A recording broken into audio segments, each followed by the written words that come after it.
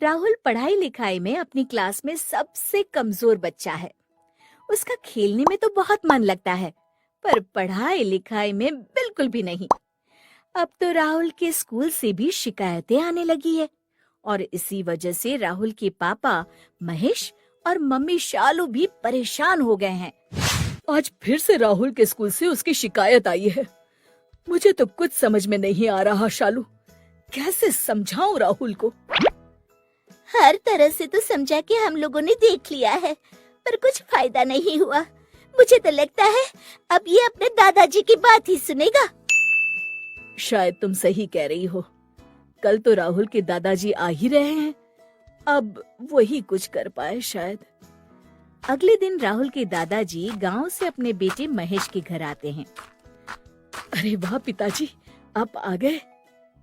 हाँ बेटा महेश, पर क्या बात है बेटा, तुम कुछ परेशान लग रहे हो।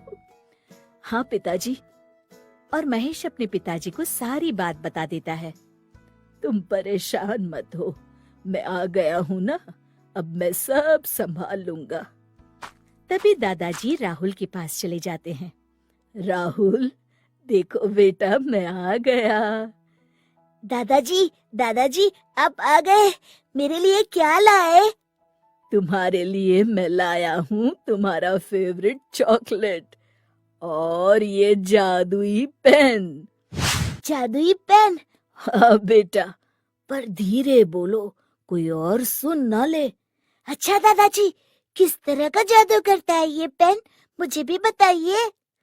अच्छा तो सुनो, इस पेन की सबसे बड़ी खासियत ये है कि इस पेन से तुम जो कुछ भी लिखोगे वो सही होगा।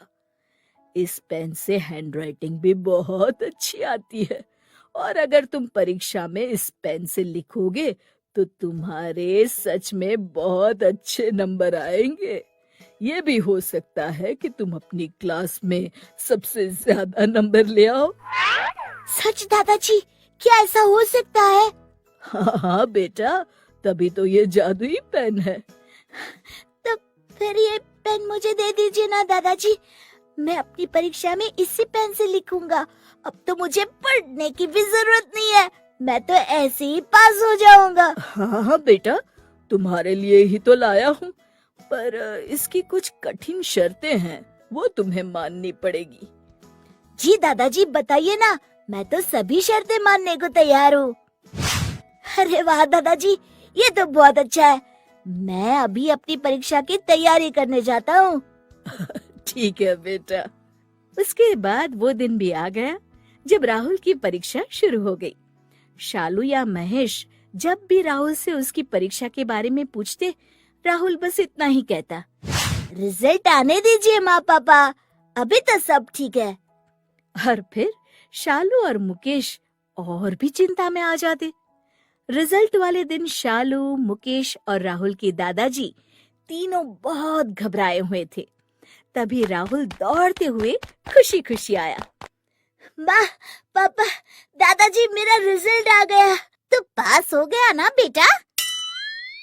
हाँ माँ, मैं अपनी क्लास में सबसे ज्यादा नंबर लाया, और वो भी सिर्फ दादाजी की जादुई पेन की वजह से।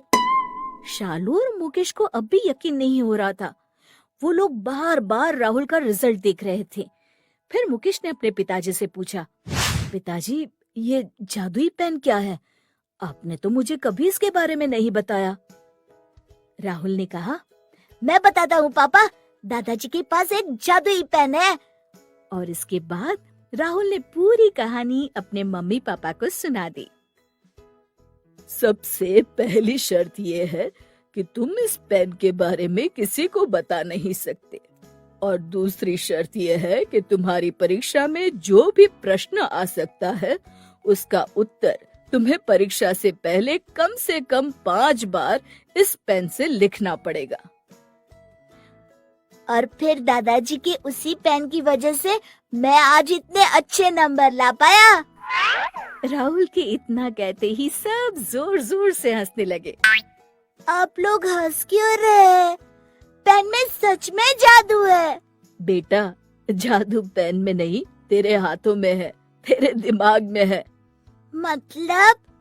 मतलब कि जब तुमने किसी भी विषय पर 5 बार लिखकर पेन को याद करवाना चाहा, तब वास्तव में वो तुम्हें याद हो रहा था। बेटा, तुम्हारा दिमाग बहुत तेज है, पर तुम्हारा पढ़ाई में मन नहीं लगता था, इसलिए तुम्हारा पढ़ाई में इंटरेस्ट जग जाए, इसीलिए मैंने तुमसे ऐसे कहा। अच्छा, ऐसी बात है। वैसे दादाजी, मुझे इस तरीके से पढ़ाई करने में वाकई में मजा आ गया। सीख, जिंदगी में हर तरह की परीक्षा में सफल होने की क्षमता हमारे अंदर ही होती है।